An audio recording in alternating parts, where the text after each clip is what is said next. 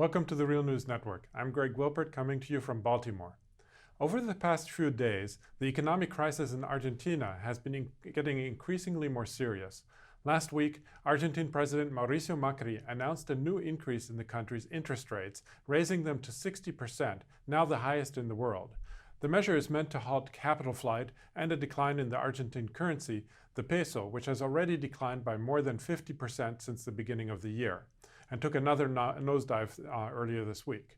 Also, Macri plans to raise taxes on exports and to introduce even sharper austerity measures than he had already introduced earlier this year. Argentine Finance Minister Nicolas Dujovon described the plan as follows. We're going to save $6 billion more that we won't have to finance in the markets. And in 2020, we're going to have a primary surplus of 1% of GDP, which will save us another $5.2 billion. In another development, Argentina announced that it will also be asking the IMF to immediately disperse a $50 billion credit line that had been approved last May, one of the largest such loans in IMF history. Meanwhile, ordinary Argentinians are taking to the streets over the past few months to protest the increasingly harsh austerity and inflation in the country. For example, last week protesters clashed with the police in a protest against state sector layoffs. Joining me now to discuss the economic situation in Argentina is Mark Weisbrot. Mark is the co-director of the Center for Economic and Policy Research, and he's the author of the book Failed: What the Experts Got Wrong About the Global Economy. Thanks for joining us again, Mark. Thanks, Gregory. So let's start with Macri's most recent economic policy announcements, the increasing of the interest rate, the raising of taxes from exports, and introducing even more austerity measures. What is the justification for these policies for the government? Well, the justification is to restore confidence in the markets, and that's spelled out in the IMF agreement that they have signed in June. And the idea is that by taking these measures, this will reassure the markets that the government is not going to continue to do anything that would undermine the confidence particularly of foreign investors, given that they've run up a huge foreign debt since Macri took office. So what would you say are the most likely short-term and long-term effects of these policies, leaving aside whether they will actually increase confidence in the economy? Well, the short-term effect of the austerity is going to shrink the economy more. And that's actually a typical IMF solution to a current account deficit. Current account deficit is basically the trade deficit plus other borrowing annually that the country is running from the rest of the world. So they've got a high current account deficit now. And if you shrink the economy through austerity, you will reduce imports. And that is one way of reducing the trade and current account deficit. It's not a good way generally. And it means that people will suffer more. Unemployment has already risen by about 2 percentage points since Macri took office. And so this is going to be very unpleasant for the population. That's one of the reasons you see people in the streets. Well, actually, just also, aside from trying to reduce imports, it seems like they might be reducing exports as well with this export tax. Wouldn't you say so? No, I think the export taxes are okay. That's a good source of revenue for the government. And I think Macri shouldn't have cut those in the first place when he came into office. But the real problem is that the government has borrowed so much. Central government borrowing has gone from 63 to over 140 billion. And they really didn't have to do it. And they've burned through their central bank reserves as well at a high rate. And this is part of what's contributing to the crisis. And it was unnecessary because they could have borrowed domestically instead. It's the foreign borrowing.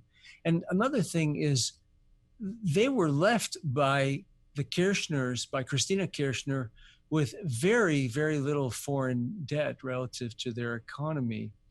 And this is something that is important because this government and some of the media and the people who support them are trying to blame the previous government for the crisis that he's facing.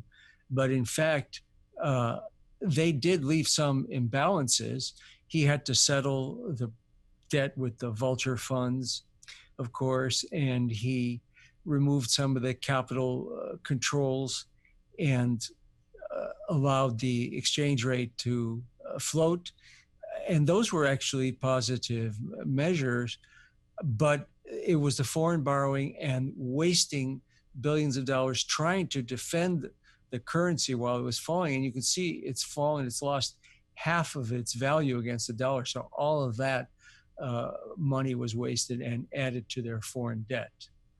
Well, that's actually one of the things I want to dig a little bit deeper into. I mean, how is it that the currency lost so much value, and how did, you mentioned, of course, the borrowing, but how come did Macri all of a sudden end up in this financial crisis that he didn't really face when he came into office? Yes, well, he made it a lot worse, I think, primarily through the foreign borrowing. And also, of course, the austerity hurts as well. But I think the main thing is that he's now locked into it. And I think that's part of the crisis as well. He's locked into austerity with the IMF agreement. And so investors know that the economy is not going to get better anytime soon. So he's trying to build market confidence. But as we saw in the Eurozone, that often has the opposite effect. So then now we can expect even more austerity and even more economic decline for Argentina, at least in the near term? It sure looks that way. And I think since the IMF is going to be monitoring them every quarter for the disbursements, it will be forced. That's not to say the economy can't recover eventually, but in the short term, it looks pretty bad. And it does have some similarities with what happened back in the 90s, where they had 4 years of depression and then they defaulted on their debt. Now, they don't have a depression now. The economy is slowing and they probably have a recession. But the similarity is they get locked into a program that worsens the economy, and they try to build confidence in the markets, and everything that he's doing is actually making it worse. And there is one other similarity I think that most people haven't noticed. I think it's very important. And here's where, Macri makes a bunch of excuses for what's happened to say it's not his fault. And one of them is actually true. And that is the Federal Reserve raising interest rates now. And that is similar to what happened between 1994 and 1997 when the Fed raised interest rates. And that caused crises, the Mexican peso crisis, contributed to the Argentine crisis at that time, the Asian financial crisis, which began in 97, and a crisis in Russia and Brazil. So that's a really big thing. We don't have time to discuss it all now, but it shows how powerful the Federal Reserve is and its influence on developing countries, something that it doesn't take into account, of course, when it decides on its monetary policy.